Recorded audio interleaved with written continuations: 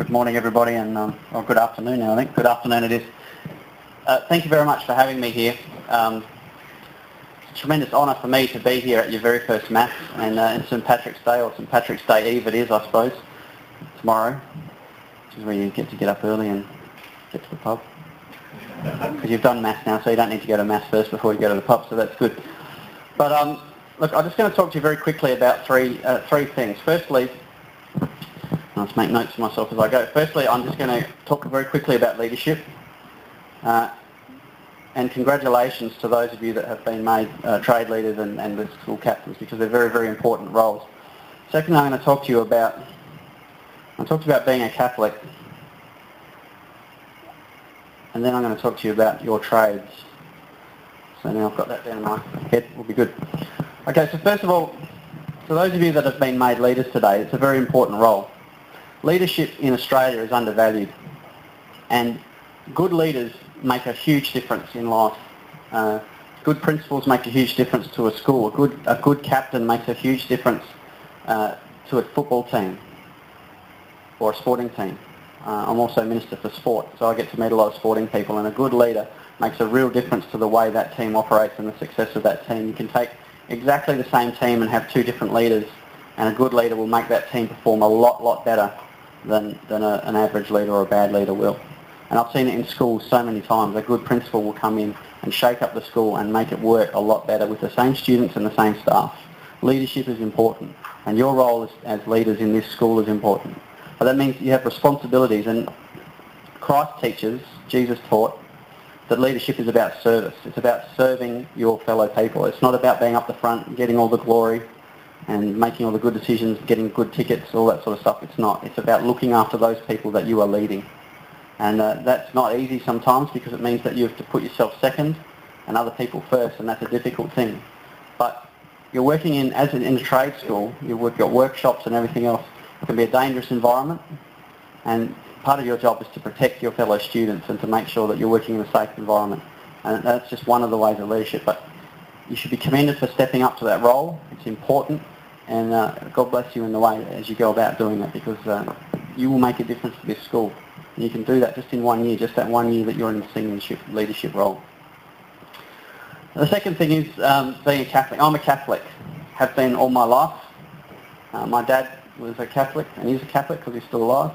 And it's an important thing to me. It has helped me through life. And so this school here gives you two great opportunities. The first is your trade training and your access to that trade that you can do later. The second is the Catholic environment. Because anyone can teach you a trade. It's hard to get taught about being a Catholic, and being a Catholic is important. So hands up here, who else is a Catholic? All the staff are. A few kids over here, that's good. Right? You should be proud of that. Don't be afraid to say you're a Catholic. If you're a Catholic, don't be afraid of being a Catholic. If you're not a Catholic, become a Catholic. And you've got a bit of work to do, Father, here. I'm going to round some people up. But you should, there's an opportunity in life.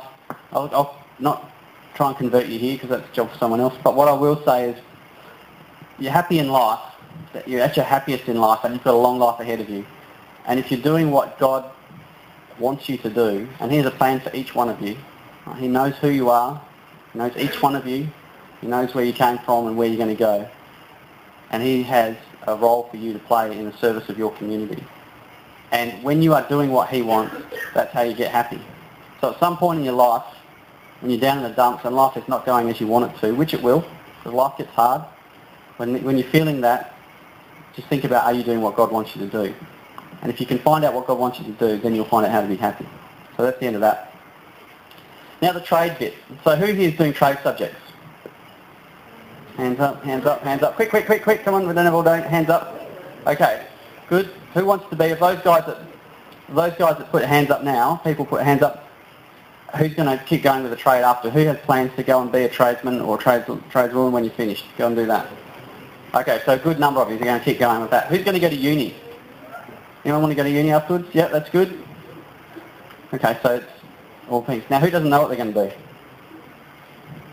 do? Got no idea what I'm going to do after this. Well, that's good. So most of you have a good idea. I had no idea what I was going to do when I came out of school. I just went and did arts at uni because that's what you could do. Didn't lead to a job. I had to go and do another degree after that, did environmental management to get a job. And I've never worked in environmental management. I ended up getting a different job and ended up in politics. However, those of you that are doing a trade are going to be the kings of this state, the kings and queens of this state. You are going to build this state. You're going to be the most important people in this state. You're going to be the backbone of this state because we are screaming out for tradesmen and women in this state. They're about to build the world's biggest mine, 800 k's north of here, Olympic Dam. And it's going to need electricians, it's going to need diesel mechanics, it's going to need welders, it's going to need fitters and turners, it's going to need every single trade there is. It's going to need to be working up there, and there's going to be a need to be 4,000 more employees just on that one mine, and that's when it's running. If you're going into the construction side, it's going to need 8,000 people just to get that mine going, and a huge chunk of them are going to be tradespeople as well. And that's one mine. Admittedly, it's the biggest mine everyone's ever seen, but it's one mine. And then there's a whole string of mines that are going to go along the Eyre Peninsula. So if you like fishing, you can work over there on a mine and go fishing in the afternoon when you're finished. This sounds good to me. So there's so much opportunity for you, and we do not have enough people to build it. There's people older than the generation before me. I'm Generation X. The generation before me is the baby boomers. Who here is baby boomer? You know if you're a baby boomer because you're born between 1946 and 1968. Hands up, quick. Good. Father, you're in there. Okay, good. Right.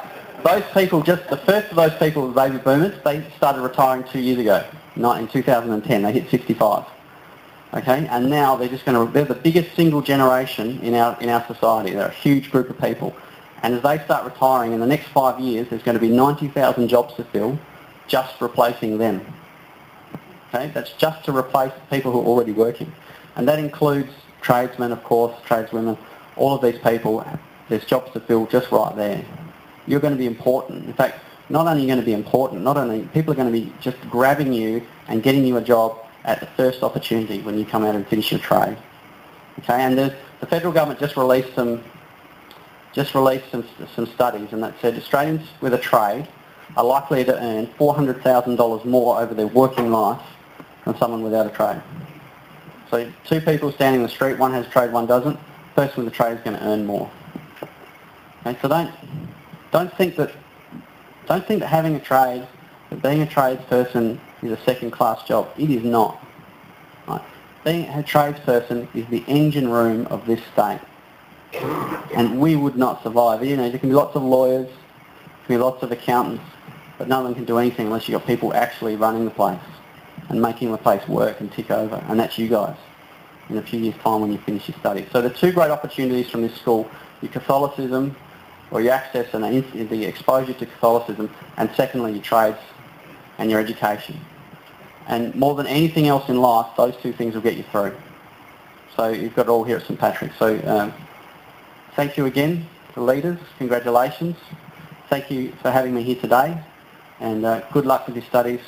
Go on to seize the opportunities that are in front of you.